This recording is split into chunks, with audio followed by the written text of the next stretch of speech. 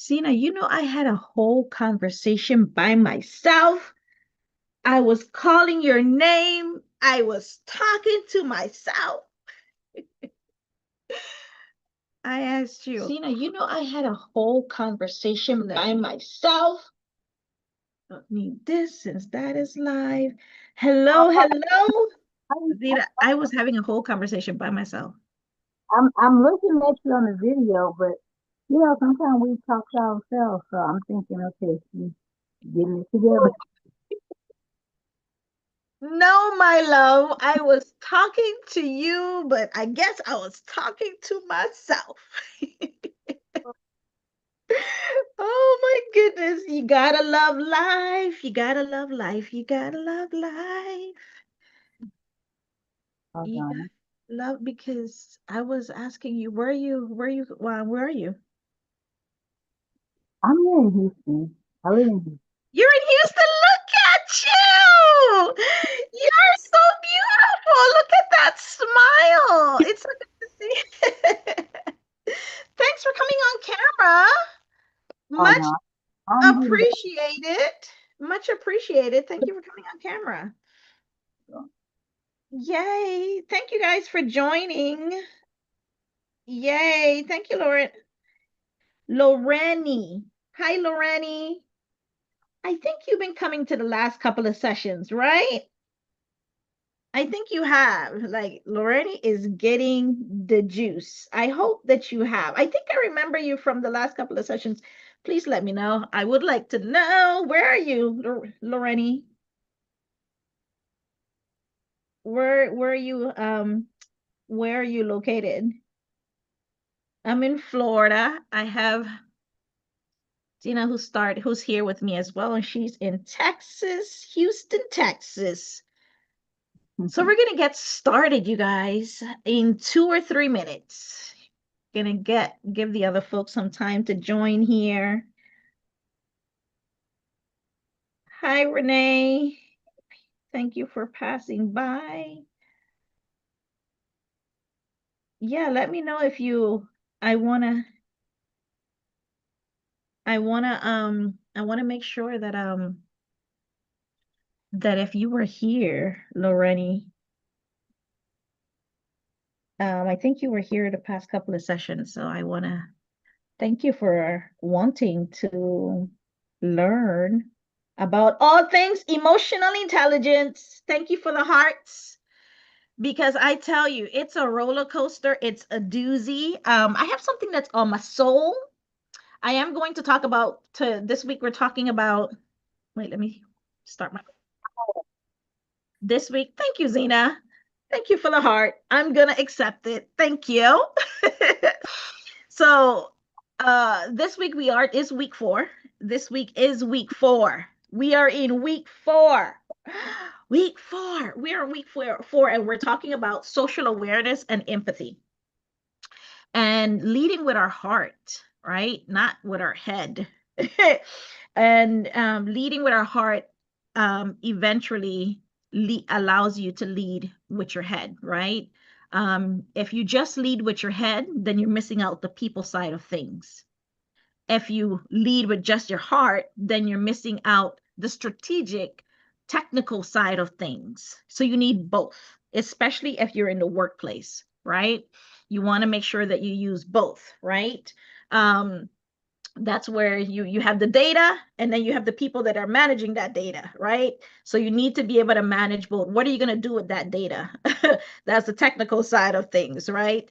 And then the people side of things is leading with the heart. Is where emotional intelligence comes in. The people intelligence, emotional maturity, that's the heart, right, of the organization, is the people. It should be, at least. It's not always. It's not always, but it should be.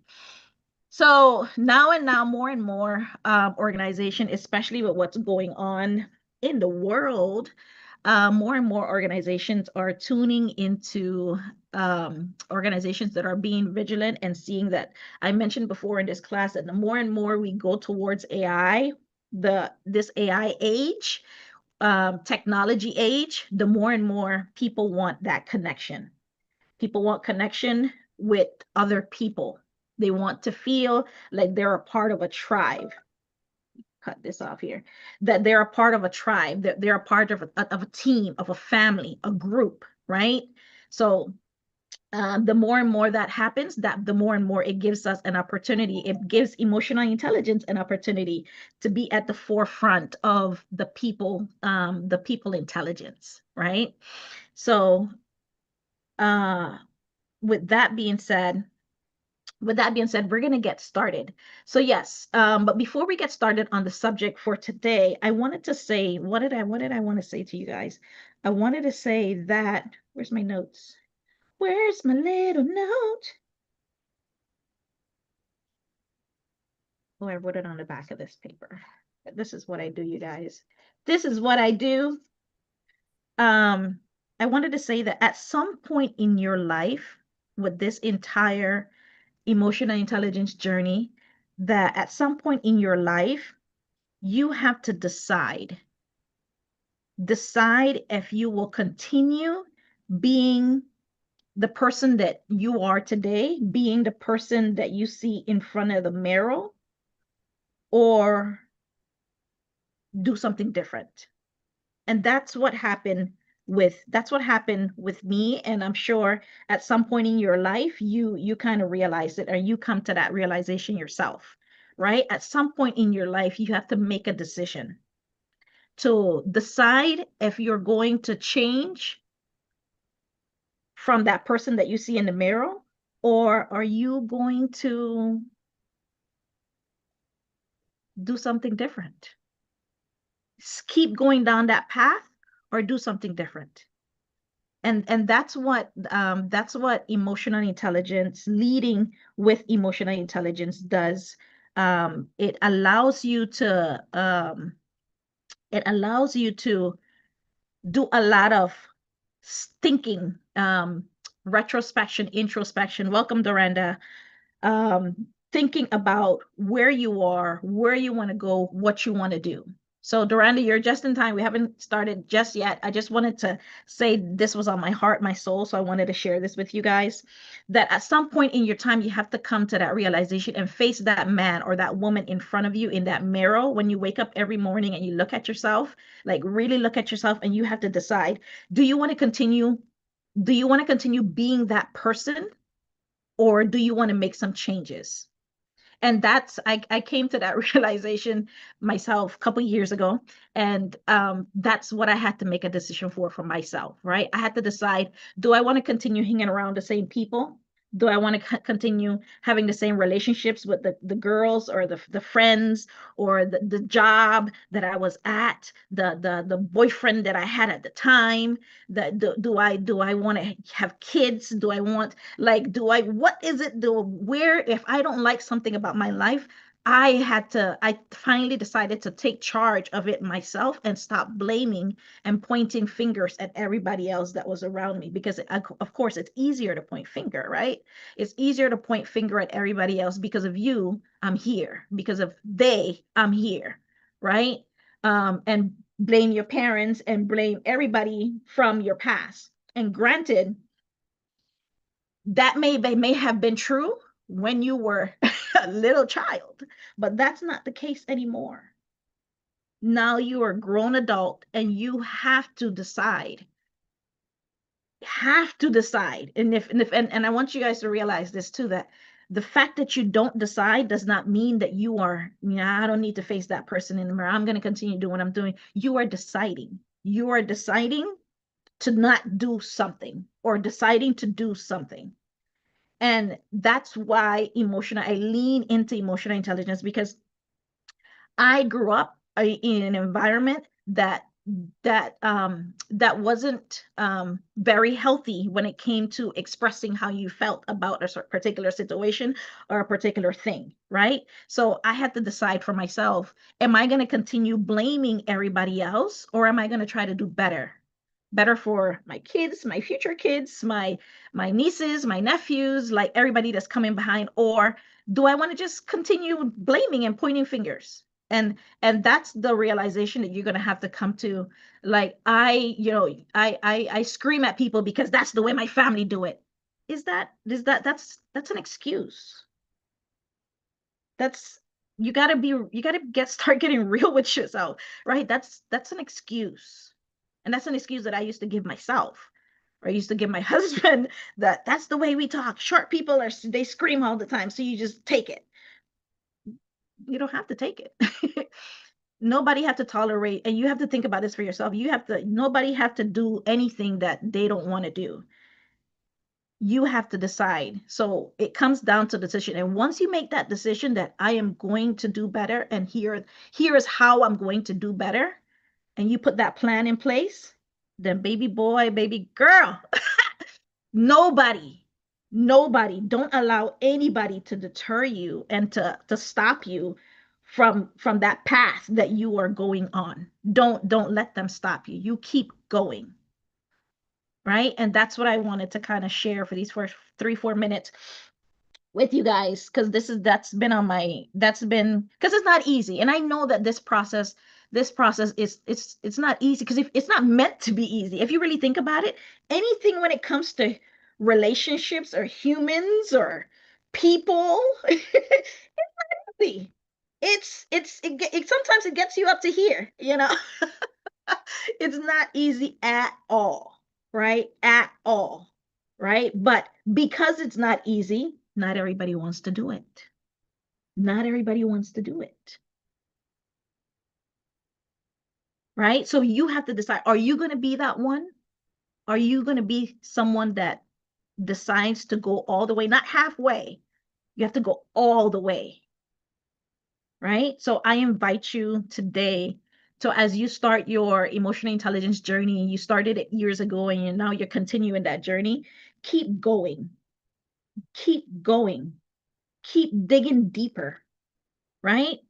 And what comes up for you is not going to always be pretty. It's not going to always be pretty. So one thing that I've learned, this is one thing that I do, that's one skill, right? One technique that I do that has been a massive difference in my life. And it's something very simple, very easy. It's simple, but it's not easy, because then if you have to do it consistently, if to do it consistently has helped me. So that apart from when I tell you that I told you guys that I check in with myself every morning.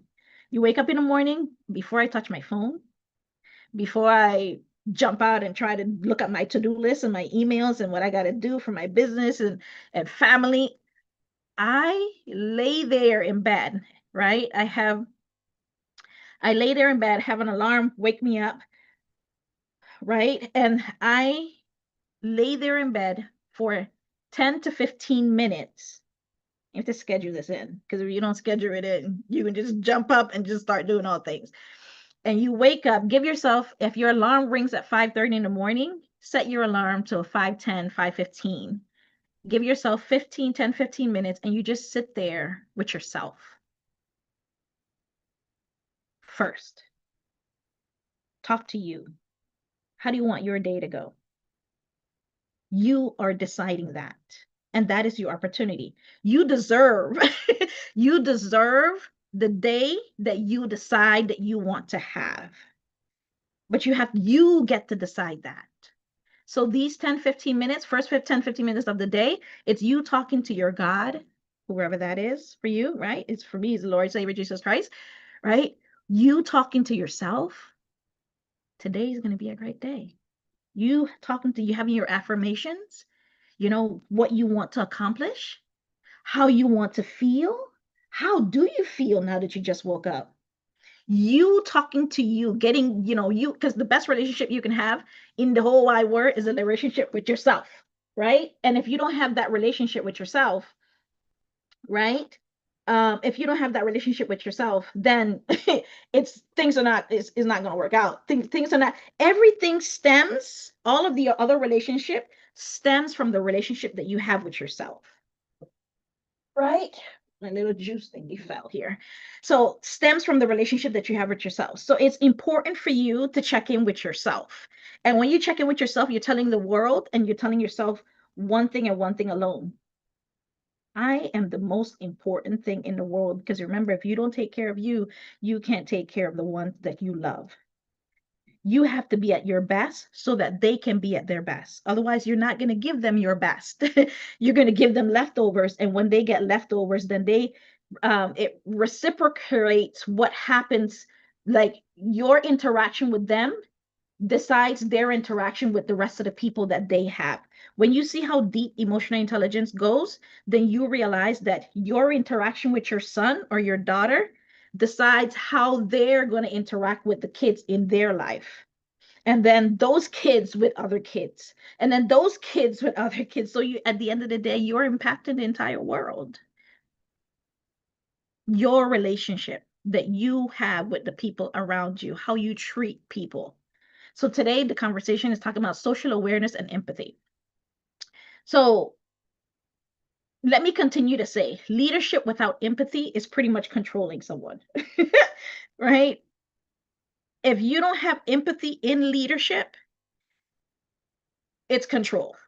And I know because I was a control freak. I used to, when I had people reporting to me, I was a micromanager all day, every day. And I'm sure people hated it. But when I experienced it myself from a manager and I had a manager micromanaging me, I did not like it. Right? I did not like it. Right? So I could just imagine what the people under me felt when I became a first time manager. So today's class, we're tuning in and kind of listening deeply to ourselves. So you saw the first two components of emotional intelligence that we talked about for the past couple of weeks has been about you, and you. It talks about, today we're talking about social awareness. So the first part, we talked about self-awareness. And then the second part, we talked about um, regulation management, right? Regulating your self-management. So self-awareness and self-management or self-regulation, right? And it's important for you to see that the four components of emotional intelligence, the first two is dealing with you, and then the other two is dealing with people. And that's with a reason, right? Because if you don't know you and understand what makes you tick, your weakness and your strengths, then how are you going to be able to relate to anybody else? So today's class is about reading in between the words. Remember, was talk about reading the room. We're this is that chapter. Reading the room. What are people saying but not saying? Practicing leadership that doesn't just talk, but it feels, right? So hopefully by the end of this conversation, you understand empathy a little bit better, because empathy and compassion is not the same thing, right? Understanding the nonverbal communication. What are those emotional signs? Recognizing how to respond to people with empathy. And then giving you one or two tools that you can use in your day to day. So Ernest Hemingway said, when people talk, listen completely. Most people never listen. That's his quote. When people talk, listen completely. Most people never listen. So the first part of that quote says this, it's about giving people your undivided attention. When someone is speaking, like I'm speaking right now, some people, this is what some people do when when they're listening to other people. Um, what are they saying that? No, that's a lie. You're looking for, you're looking at the person and judging the person. That's what some people do. I mean, it's a part of being human, right? That happens. You're looking at their body language, what they're saying, how they're saying it. Does she know what she's talking about? Does he know what he's talking about? Let me just wait for him to stop so I can reply to what he's saying, because I don't agree. That's how, when you're listening to someone, that's what some people think. What are they thinking? They're not necessarily engaged.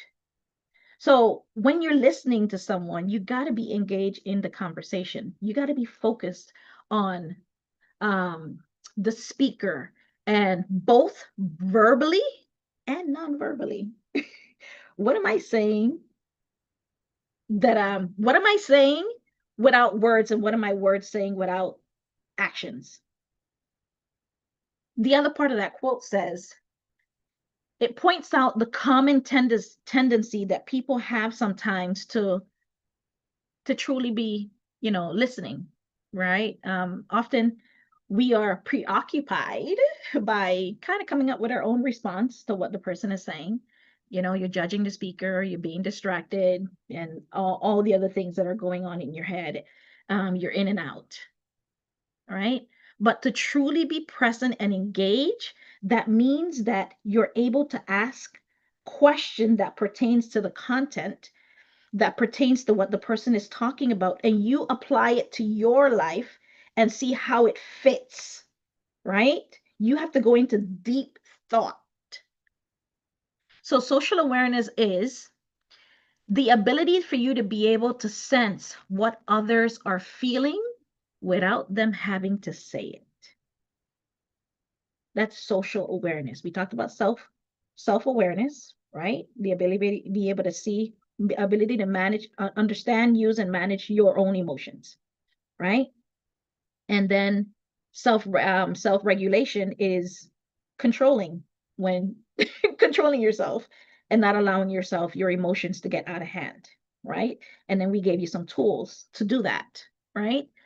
And now we're talking about social awareness. Social awareness is the way that people, when people are sharing information with you, feeling what they're saying without them saying what they're feeling. It's not about hearing someone with your ears, it's feeling what they're saying, right? Like, I love emotional intelligence. It because every time I think I got it, I figure out something else on that puzzle of me and life that, man, I gotta level up on this. I gotta do better with my self-management stuff. I allowed that to piss me off again, right? And then empathy is the emotional bridge between your heart and the person. It's not, I know how you feel, someone passed away or not feeling well. I know how it's a little bit more than I know how you feel. It's more so, I am willing to be here with you in this feeling until you need whatever else you need. I understand how you feel. I know how you feel. No, I am willing to sit here with you in this feeling and help you through this process. If you so desire me to help you. Empathy says, you're not alone. I'm not here to fix you. Please hear that part. I'm not here to fix you. I'm here to feel with you. I'm here to feel with you, right? Duranda, sympathy versus empathy. Sympathy, you're feeling sorry for the person. Oh, poor thing. Ah, empathy goes a little bit further. They do something about what the person is feeling. And that doing something could be just sitting there with them, just going through whatever that tough time is. So I want you to, this is a prompt for you, right? When was the last time that you guys felt heard?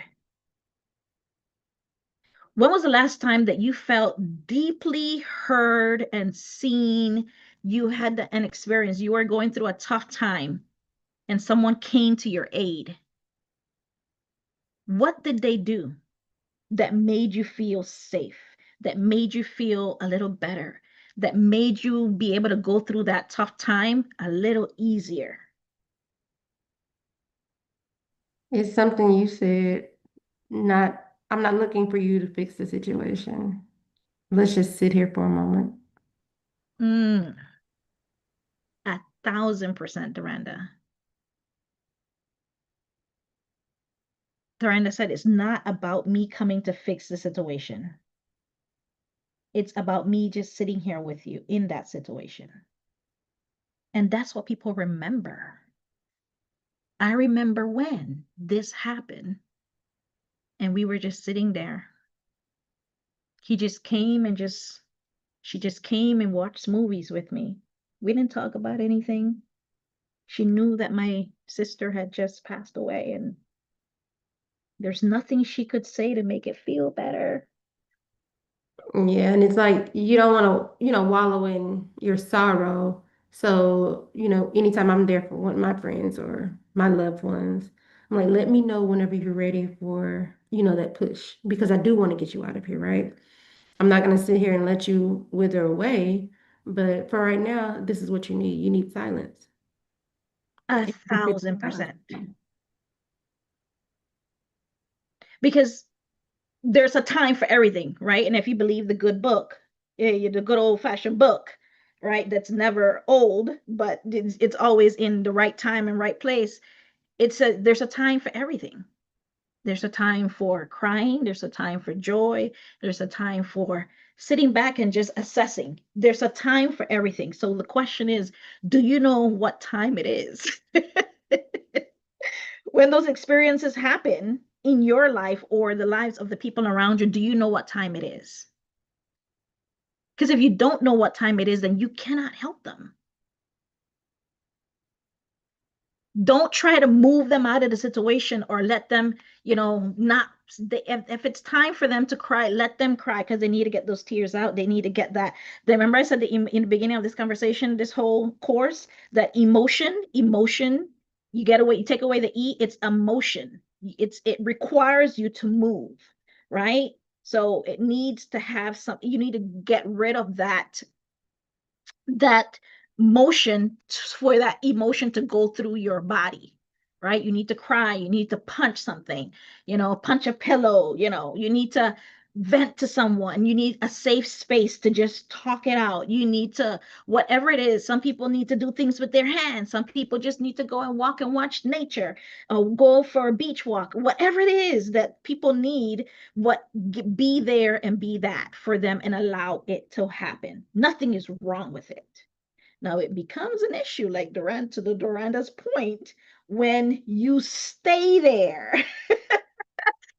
You don't want to stay there, right? Because there's a process of grief, right? That you have to go through that process of grief. Whatever those stages, you have to go through it, right? Now, if you stay there, that's a whole different conversation. But you got to allow the person to feel what they feel in that moment. You have to allow them, right? So, number three, the other point is there are three levels to listening. Do you listen to reply? Do you listen to understand? Or do you listen with your whole body? One of them without the other don't work. Because if you're listening to understand someone and you don't reply to them, then that's a one-way conversation, right? It's not, it's a dialogue, not a monologue, or vice versa, right? So remember we talked about the pausing and reflecting and then responding, choosing how to respond. But you need to be able to pause, to reflect. And if you can't do it in that moment, the best sentence can come out of your mouth is, can I get back to you on that? Let me sit with that for a little bit. I'll get back to you tomorrow. Or you don't have to reply to that email. You don't have to reply to that text right away. I found that when I receive a message that really challenges me, that I do best when I don't reply right away, because I'm in my head, I'm in my emotion, so I let it sit. And when I go and come back to it, my subconscious already saw it and it's already working out a response You can best remember we talked about the family members last week. They are on it. They are on it. So they're already coming up. You're like, yeah, remember she did that last time. And then the other one, she's like, but yeah, but we never tried that before. You should reply and say this. So my three family members are already working out a process, right? So now I have to decide when I come back to it, I am going to reply with a little bit more informed, be more informed with how I reply, right? But you have to know what works for you, right? You can't ignore it because ignoring it doesn't make it go away and it doesn't help nobody. It only makes it fester, right? Sometimes I know that it's easier to just ignore things and pretend that they're not there, but uh, it doesn't serve nobody. It only hurts. Unfortunately, it hurts. All of the secrets, all of the conniving and the planning and the lying, that stuff, it hurts, right? No, it's the truth. It's not good, bad truth. It's just the truth. So don't get mad at the truth, whatever the truth is. Maybe the truth may hurt, right? But you got it. It's best to face the truth. I prefer someone to be honest to my face than to be behind me saying something that is not true. I don't know anybody that prefer lie to me. I prefer for you to lie to me. I prefer for you to lie to me. Hide who you really are. I heard this, I saw this message the other day, and this lady was talking about, I forgot who it was. It was a doctor. She was on a stage and she was talking, and she said, when somebody does something to me, I I forgive them right away. I let it go. She said, I don't hold on to it. They come and say, hey girl, I really apologize that I misunderstood how you were saying. She's like, yeah, she just let it go. She says she don't hold anybody for anything. She forgive them right away because she already know that forgiveness is not for them, it's for her, right? To set her free. And she said, but don't get it twisted now. If I find out that you are lying to me, that you are waiting, you are planning, you are pretending to be something that you are not in my face. Because then that tells me that that's premeditation. That's you trying to find vulnerable, weak points in me, planning against my friends, against my family. So she said, and then she starts taking off her earring. She's like, no, that's a different story. She said, now at that point in time, if you want a war is what you have. So my question to you is, do you know the people around you? What is the the people that you have in your life? You need to assess them. Oh, you saw that, Duranda? Yeah. So you have to assess. And it's Joe, she's been my friend since high school or middle. Yeah, but if she or he is not serving you, helping you get to the next point in your life, leveling you up, then what are you doing? What are you here for? We're in 2025. The world, as you see, is getting cray by the second. So at some point in time, you have to decide, what kind of person do you want to be futuristically? Right? And that, who helps you decide that is the people in your life. If you have the wrong people around you, let me tell you, my friend, at one point in time, you're going to have to choose between pleasing them or pleasing you. And when that decision comes, I cried when I had to let go of certain people because I known them for a long time. And two, I didn't see what they were doing to me, and it kind of hurt me when I kind of opened my eyes. But I had to do it.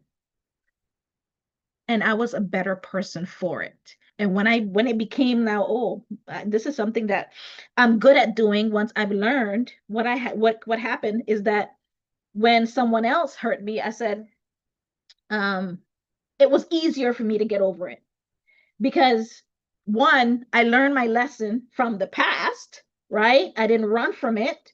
I was able to walk away. But then when it happened again, I said, oh, okay, it's something about me, something in me that's attracting this kind of people, these kind of people.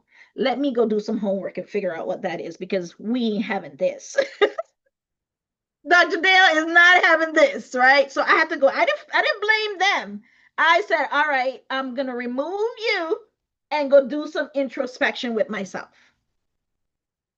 right? So that's what you have to do for yourself. When people are talking to you, nonverbal cues, facial expression, what are they saying? Their body language. What words are they emphasizing? For the first couple of years of my marriage, husband kept on talking about respect. And I was like, respect you? But I needed to figure out, I needed additional years to figure out what respect meant to him. So I said, okay, respect for me is that you are not calling me names, that you are not just, making me feel bad in public. And, I went on and on and on and on and on, right? And he's like, yeah, it's a variation of that, but it's more so this, and this.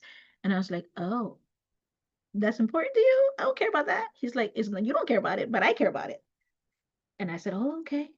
So I had to take notes and listen, right? But that didn't happen overnight. That's years of misunderstanding and miscommunication, right? What is the tone that they're saying? How are they saying what they're saying? What is the voice that they're using? And this is, if you're looking at your employees, how are they expressing to you something that is bothering them, right? Um, what emotion do you think, here's a, before I go there. So you guys saw the movie Coming to America, of course, the original, right? And Coming to America, the first movie with Eddie Murphy, and the part where he's following her to the train, inside the train, because she finds out that he's a prince, right? And now she is pissed off and she doesn't want to marry him, right? She doesn't want to be with him. So you remember that part? Yeah, you guys know, you with me? So if you with me, okay, good. Okay, good. So when he follows her to the train and she's telling him, why didn't you tell me? Because he told her that he was a goat herder, right? And he's like, why does it matter if I'm a prince or not, right? Don't you love me anyways? And she's like, yeah, but you shouldn't have lied. And he's talking to her back and forth, and the people are on the train, and the lady that's there chewing the gum, go ahead, honey, take a chance. Taylor's like, yeah, remember? Yeah. Okay, great. So while that back and forth going on, she is saying that I can't marry you because you lied to me, right?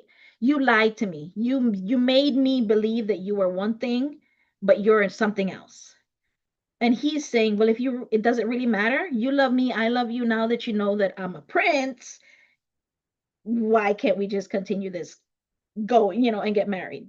And he's like, what, you want me to renounce my throne? I'll renounce it. And then he yells in the train with all these people looking at him, I renounce my throne. And she's like, I can't let you do that.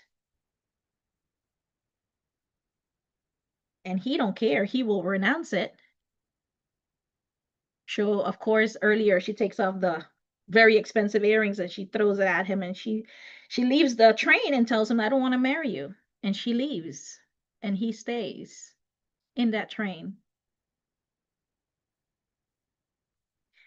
You witnessing that situation, when we watch movies and stuff, we are we put ourselves in it. We are one of the we are the observer, and then we're also the person, like, oh my god, I feel so sorry for her. Run, girl, run. He's coming. You're like really invested in the movie and what is going on.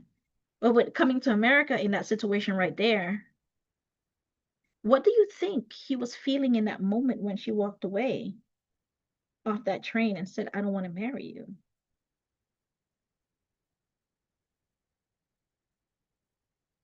What emotion do you think he was going through? Sad, probably annoyed, frustrated. You know, there's a lot. And you didn't need him to tell you how he felt because you saw, you witnessed, you're seeing his body language, you're seeing the words, you're seeing everything that's happening in front of you. You know exactly how he feels based on everything that's going on around you.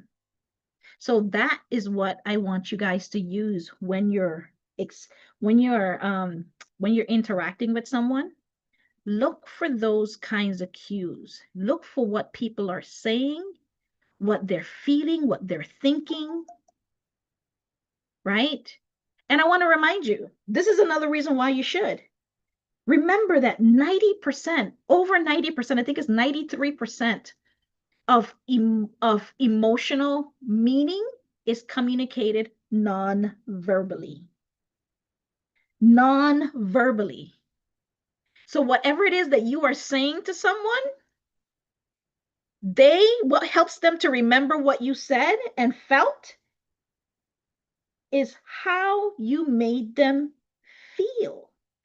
What were you saying when you said it, when you were doing? It's not the words that are coming out of your mouth that they remember how you made them feel, the how you were moving your hands, how you were looking into their eyes, how you hugged them and you felt that. That's what they remember. Yeah, I remember he said something like, I don't know, I can't remember. I just know that he made me feel safe. So here's one or two mini social awareness scenarios, right? For those that are needing examples.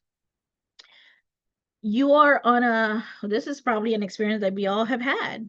You're leading a Zoom meeting or you're on a Zoom meeting and you notice one of your team members who is most of the time loud and out there, they're quiet. Their camera is off. They're barely engaging. You have to call their name for them to respond or say anything. This is not how they usually are. So I want you to ask yourself, what nonverbal cue is showing up? Right? What might they be? What else might be going on that you don't know nothing about? How would you approach that situation? How would you approach them after the meeting? Are you going to come at them judging? Or could you come at them asking some questions to being a little bit more curious?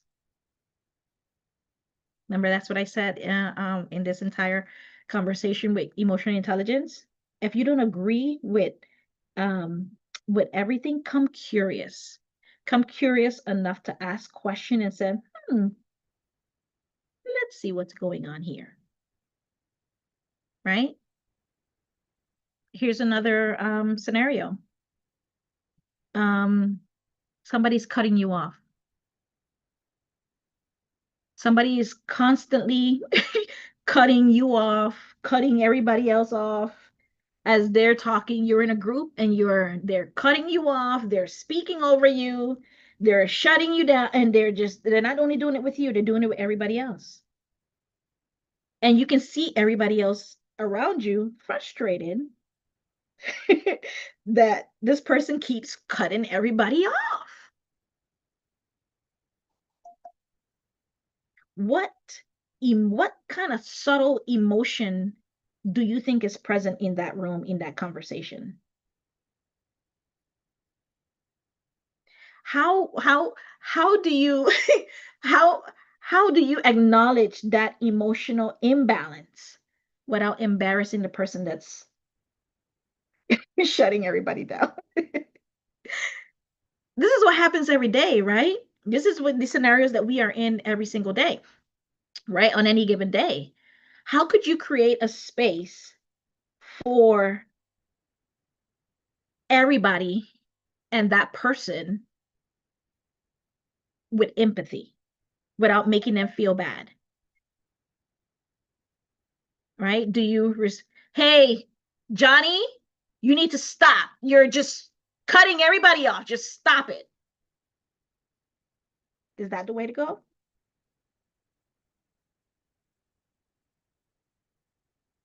Duranda set ground rules at the start of the meeting. Yeah, best way to avoid it. Let's set some expectation. This is how this is going to go.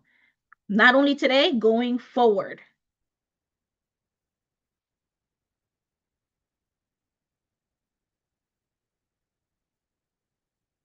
Yeah, 100%. But you reacting, we will all have opportunity to have our voice heard. Exactly. You let everybody know that this is not a one-man show. This is everybody's show. Everybody gets to have their say. So and what I used to do in my job, I gave them, we had this little teddy bear kind of a thing, and the teddy bear, every time the person, it was getting ready for the person to talk, um you hand it over, and the teddy bear will start making these, the clapping sounds of people cheering, and so that gave everybody attention. Pay attention to me because I'm about to talk. And it was so hilarious. It was fun. It was something fun. People love holding the teddy bear, and people would like fight for the teddy bear. They're like, "It's my turn. Can I have him or her or whatever?" And that made it very engaging. Um, so how is it that you can hold space for people instead of making the situation worse? Don't make the situation worse. I was speaking on my podcast the other day, A Glimpse of Growth, and I was sharing this experience of this brand new employee that started, and everybody was on a Zoom meeting talking about a project, and the VP of the project and department was on the meeting as well. So everybody was all buttoned up, everybody was serious, talking business, all good until until this particular new employee that's been there less than 3 weeks somehow on their computer, and you could hear her burst out laughing. She was ha ha, she was like laughing with all of her being. And she realized what happened, and everybody was listening to her. She could have died, right? She could have just melt away and die because she was looking. I guess she saw something on her phone. Somebody sent her something, and she was just laughing. And she unmiked her computer at the same time. Everybody's there and everybody's looking. And she's the only one laughing. She's laughing. And then when she realized what happened, that she like, bah, stopped. And everybody's like, you could hear a pin drop because everybody, this is like the VP is there. Everybody's on their best behavior and very serious. And the only thing that changed the mood of that meeting, because everybody's like, what do we do? What do we do? Was the VP. He laughed himself. And then you could hear everybody, oh, and everybody's like, oh, yeah, you want to share the joke? And they called her name, and she's like, no, I apologize. And she was started to cry, and everybody, VP was like, no, don't worry about it. We needed it. It was too serious up in here.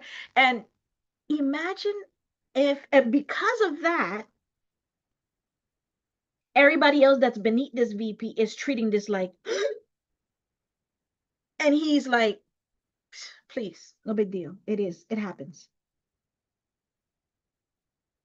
So how you react, it doesn't matter. People are going to do what they're going to do. Understand that. People are going to react and do what they're going to do. The question is, how are you responding to what they do? That's what matters. It doesn't matter what people do. People are going to always do it. So just go into whatever conversation assuming that something may happen. And if it happens, how are you going to respond to that certain thing that happens or what they say? Because once it's in your court, that's what gets remembered. Are you going to rise above it? Or are you going to give in to that frustration and those tendencies to, not have a poker face like Dr. Dale was in her couple of first jobs as a manager, right? So a tool that you can use is empathy mapping, right? And I know I owe you guys some stuff as well. I'll share this as well with you guys. There's something out there you guys can even Google it. It's called empathy mapping, where, as a matter of fact, I think I have the link here. I'll share this with those that are in the Zoom. Here is that. So empathy mapping is you using this to figure out what the person is, how they feel in that particular situation. So the person is a square, person's name is in the middle, and the square, put a line down the middle, like, you got 4 boxes. What is the person saying? Right? What is the person thinking? What do you think the person is thinking based on what they're saying? What is the person doing? And then what is the person feeling based on what is going on and what they're saying? Once you grab that entire information, then you get to decide how you respond to what they are doing or saying, right? So here's you guys' first homework as we begin to wrap up here. Your reflective homework prompt is, I'll send you guys this empathy map, and this reflective homework prompt is, what's one relationship in your life right now that could benefit, that you could do better in as it relates to empathy? Who in your life do you need to understand a little bit better to see it from their perspective? I don't believe in wrong or right. I believe in different perspectives. That's just your point of view, right? That's your point of view. And again, remember, your point of view is molded from all that came with you when you were born. Your generation, your culture, your family history, your religion, your beliefs, like all of that, right? So what's one relationship in your life that could benefit from a deeper empathy, from deeper empathy? That's your first one. The second one is, what might shift if you choose to listen before speaking? I know it's hard. Dr. Dale is there with you. I know it can be hard. Shut up. You ain't got nothing to say. They got something to say. Let them say it. As long as they're being respectful when they're saying it, right? And if they're not, then you need to address that and be firm about that, right? Because that's one thing emotional intelligence does not tolerate. It does not tolerate people walking all over you. It gives you very clear boundaries, right? And those boundaries, sometimes you have to put the friends that you thought were friends on the opposite side of the side that you would want them to be on. That's what we spoke about earlier, right? So I encourage you to write down and commit to one action that you're going to do this week and how you can be a little bit more empathetic. What is the person doing? How do they feel? Right? What are they saying? What are they thinking? And that will give you a better idea on how to respond to that person. Right. And once you have done your own little introspection or a retrospection about the person, and if it's your team member or family member or whoever it is that you want to have a better relationship with, then you sit down and you say you have that conversation with them. Right? Hey, I want us to have a better relationship. And here's some things that I'm seeing. What are some things that you're seeing? How can we, from your perspective, have a better relationship? Right? How can we be kinder to each other, appreciate each other more, talk to each other a little bit more respect, not yelling, cursing, disrespecting. I used to know this couple. I used to know this couple that used to call each other's name and not positive names and not in a loving way. Right? And I saw that and I said to myself futuristically, I never want a relationship like that. Right? I don't want anybody calling me any kind of name. No, that's not doing that. We're not doing that. That's not how we do things up here, right? That's not how Dr. Dale does. Yeah, I'm not gonna call you anything you don't want to be called. I'll call you by your name.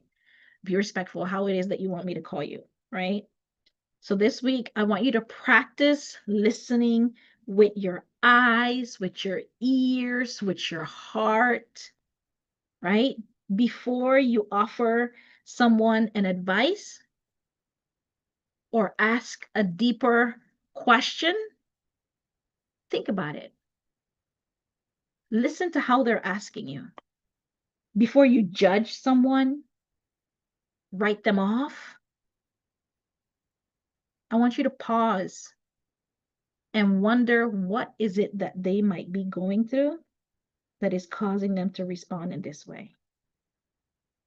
A coworker sends you an email and you said, let me know when you can get me that report. I really need it.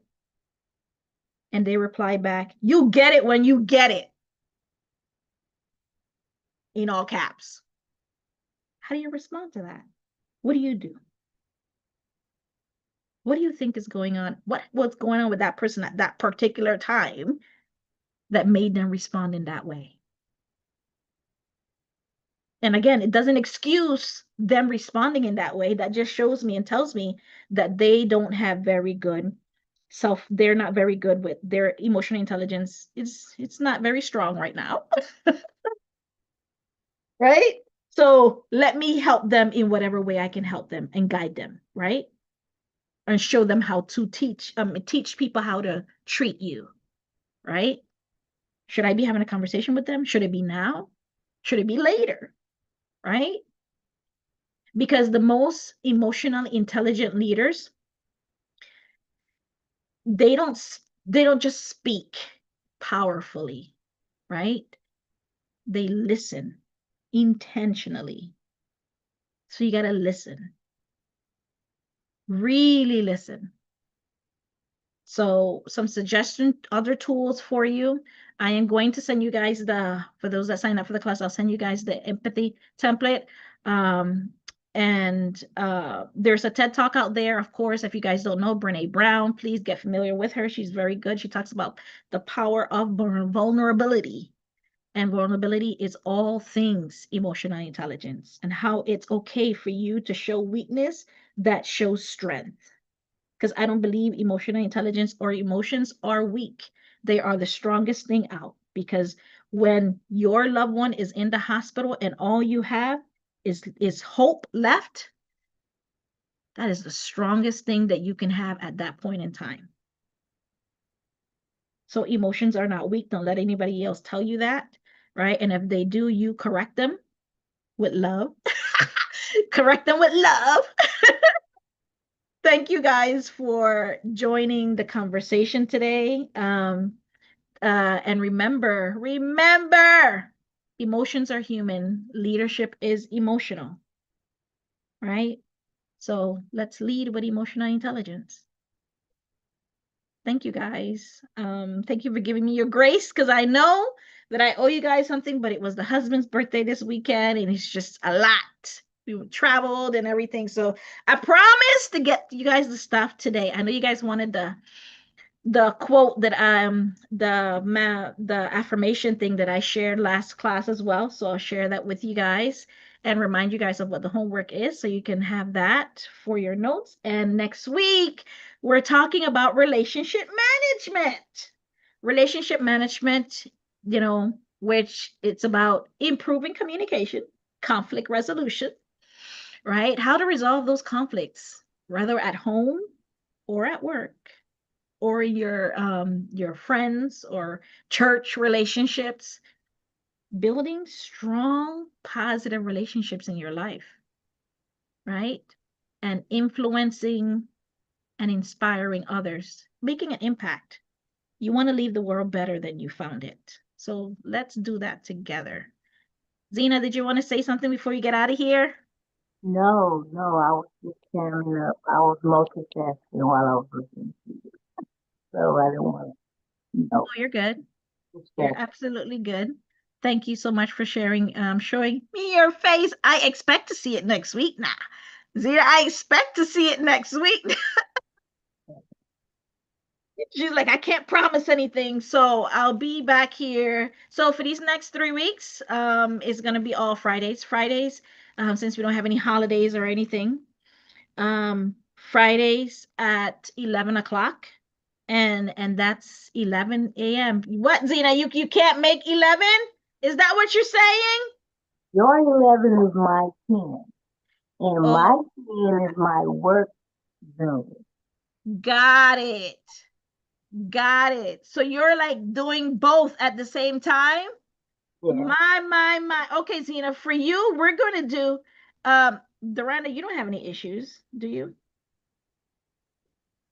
It's my 10 too, but I just worked it in.